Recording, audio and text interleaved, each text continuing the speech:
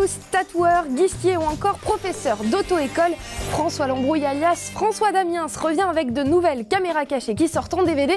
C'est le coup de cœur de la semaine et on en parle tout à l'heure. Et puis Populaire, le film de Régis Ronsard signe le retour sur grand écran de Romain Duris. Le film est déjà un succès critique et s'annonce comme un succès populaire. Romain Duris est-il le seul acteur français à éviter les navets?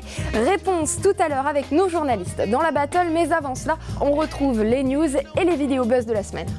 Décidément, le rappeur Chris Brown n'en rate pas une. Il a cette fois une violente dispute avec la comique américaine Jenny Johnson.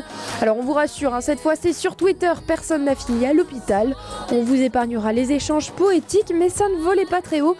Du coup, Chris Brown a fermé son compte Twitter. Enfin, s'il pouvait plutôt fermer sa gueule. Ça y est, c'est officiel, Gangnam Style, le clip du chanteur sud-coréen Psy, est devenu la vidéo la plus regardée de l'histoire de YouTube, avec plus de 830 millions de vues. Il détrône ainsi le clip Baby de Justin Bieber, qui est loin derrière, avec seulement 805 millions de vues. Un coup à vous envoyer Justin chez le Psy. La mort de Larry Hagman, célèbre JR dans Dallas, aura des conséquences sur la saison 2 de la nouvelle série lancée l'an dernier. Si 6 des 15 prochains épisodes ont déjà été tournés, les auteurs vont devoir faire mourir son personnage. Reste maintenant à voir si la série survivra à JR Ewing. Décidément, nos humoristes sont pleines de ressources pour faire la promotion de la sortie des DVD de leur spectacle. Après Audrey Lamy qui parodiait la pub Chanel avec Brad Pitt, c'est au tour de Florence Foresti de parodier la célèbre publicité Dior avec Charlize Theron. C'est moins glamour, mais c'est tellement cool. A rabbit is a rabbit.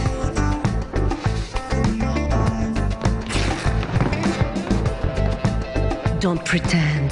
Impossible de passer à côté du feuilleton à rebondissement de l'UMP depuis la semaine dernière. D'ailleurs, le conte parodique de Raymond Domenech a la solution pour qu'ils tombent enfin d'accord. Copé et Fillon, il n'y a qu'à les mettre dans un bus et ils en ressortent que quand ils sont d'accord. Je lirai le communiqué, pas de souci. En même temps, c'est pas bête, Raymond a eu affaire à beaucoup plus dur. Europe1.fr a sélectionné pour vous 3 films dans les sorties de la semaine. Un film pour vos enfants, Les 5 légendes, le dernier des studios DreamWorks. Et puis 2 premiers films, Mauvaise fille de Patrick Mille et Populaire de Régis Ronsard. Les vacances de Noël approchant, on ne pouvait pas y couper. Les studios DreamWorks sortent leur film d'animation.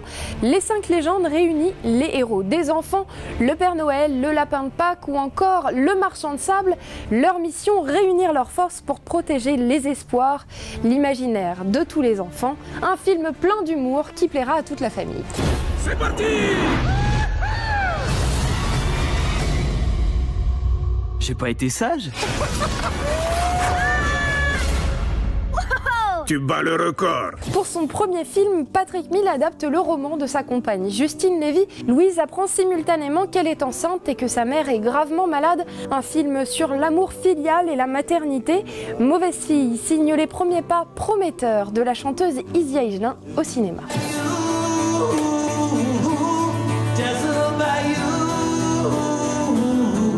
My little baby's having a baby.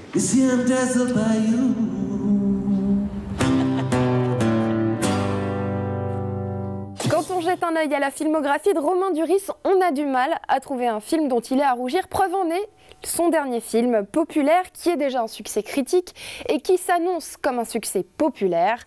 Romain Duris est-il le seul acteur français à éviter les navets? Réponse avec Gaël Golen et Bruno Kras dans la battle.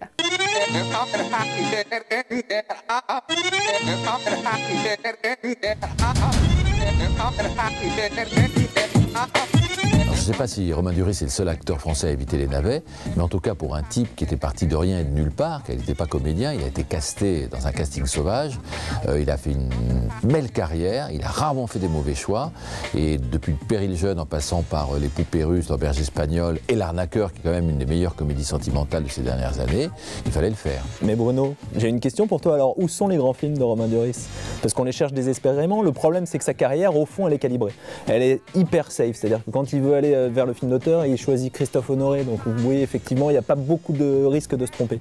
Non, moi, ce qui me pose problème, finalement, c'est que sa carrière, eh ben, c'est celle d'un poster boy, d'une icône générationnelle un peu glacée et qui manque vraiment de densité et de profondeur.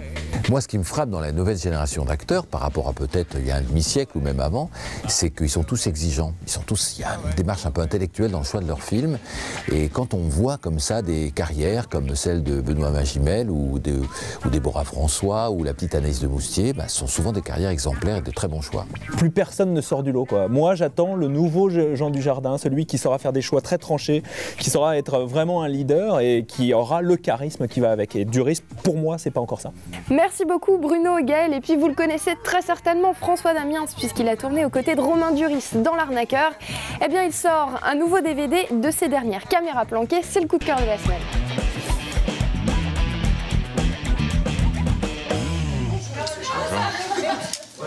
On passe la journée dans Montreux. Ouais. Donc, on voulait savoir à peu près la... Montreux, c'est un peu pourri. Hein. Au niveau de la Suisse, on ne peut pas dire que ce soit vraiment une ville très intéressante. Et puis, les Suisses sont un peu... Donc vous êtes passé. Non. Voilà, c'est fini pour aujourd'hui. Je vous dis à mercredi prochain. Salut!